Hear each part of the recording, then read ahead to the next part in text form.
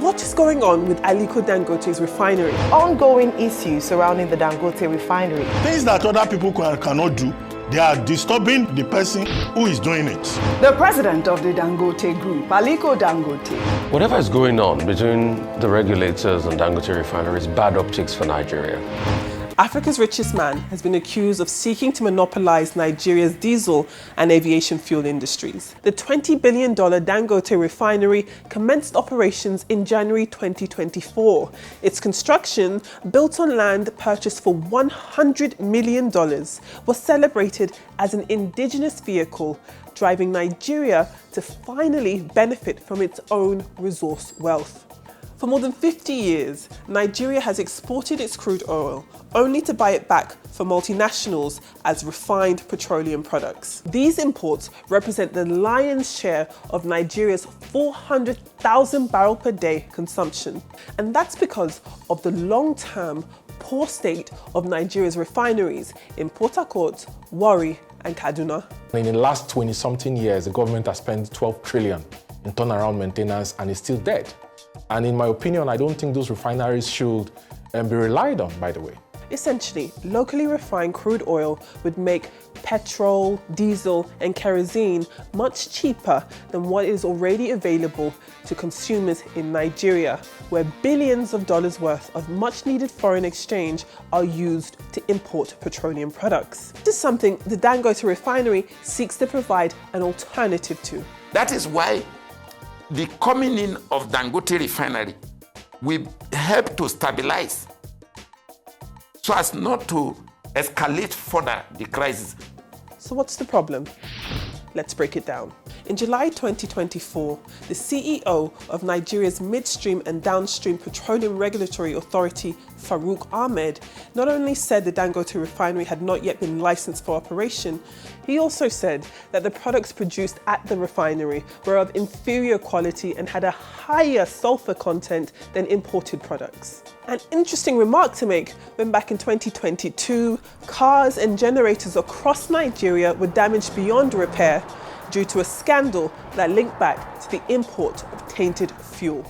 In response to the regulators' claims, Aliko Dangote said the products produced at his refinery met international standards and were also of a superior quality to that of imports. To prove it, the Dangote Refinery's testing lab, which was accredited by the regulator in March 2024, tested 2 samples of diesel products available in Nigeria. The test results found that those samples had 20 times the amount of sulfur than those produced at his own refinery. Here's where things get sticky. Nigeria's National Petroleum Corporation is the major corporate entity. The corporation arm signs contracts with multinational companies. These companies then pay lucrative fees for licenses, initial costs, and taxes on their profits back to the NNPC. The NNPC is then supposed to pay that money into the national treasury.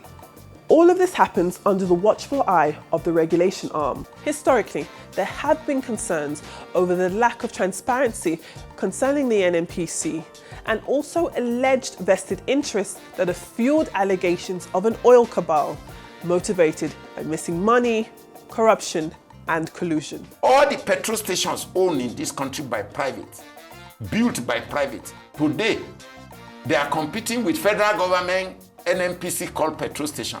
Can you imagine? After we had attempted to deregulate the downstream, NNPC still sat there and continued to eject cheap government money from upstream resources to build petrol stations across the country. The entrance of the Dangote Refinery may threaten an already existing system of rent-seeking, racketeering, and a general opaqueness when it comes to the oil industry. The mafia in oil, they are stronger than mafia in drugs.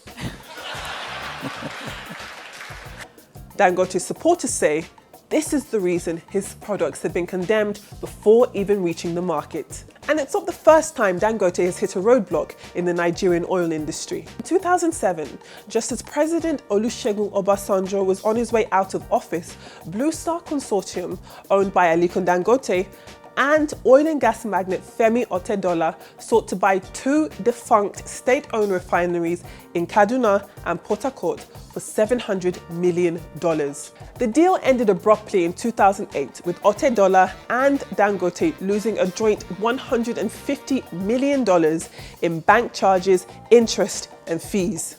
According to a whole host of Nigerian and international media, the deal fell through when Obasanjo's successor, President Umaru Musa Yar'Adua, cancelled the deal under pressure from Nigeria's Labour Congress and the NNPC. Nevertheless, in 2013, Dangote sought to build his own refinery, this time without the consortium and without Femi Otedola, who might have learned his lesson from the first rodeo. Fast forward to 2024, and the Dangote Refinery is set to make its presence felt. The Nigerian government, through the NNPC, pledged a $3 billion investment in the Dangote Refinery in exchange for a 20% stake. But unable to make good on its pledge, the NNPC now owns just 7.2%.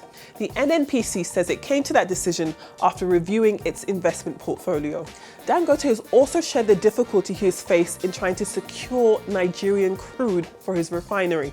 The NNPC's $3.3 billion loan from Afreximbank is in exchange for its crude. That, along with other obligations, have had an impact on local supply. Dangote has also accused international oil companies of refusing to supply him crude or charging far more than the market price. It's a series of hurdles that prompted Dangote to admit that one of his friends, who had advised him against investing in Nigeria, was now taunting him as he faced allegations from the midstream regulator. Dangote has not named the friend in question, but many heavy hitters have spoken out in his defense. Femi Otedola, President of the African Development Bank Akinwumi Adesina, and former Central Bank Governor Sanusi Lamido have all released statements calling on Dangote detractors to encourage entrepreneurship in Nigeria. Despite the challenges, the Dangote Refinery says it's set to start producing refined petroleum in August 2024, which reignites the oil regulators' comments and questions over quality. But was he motivated by standards or sabotage? What do you think?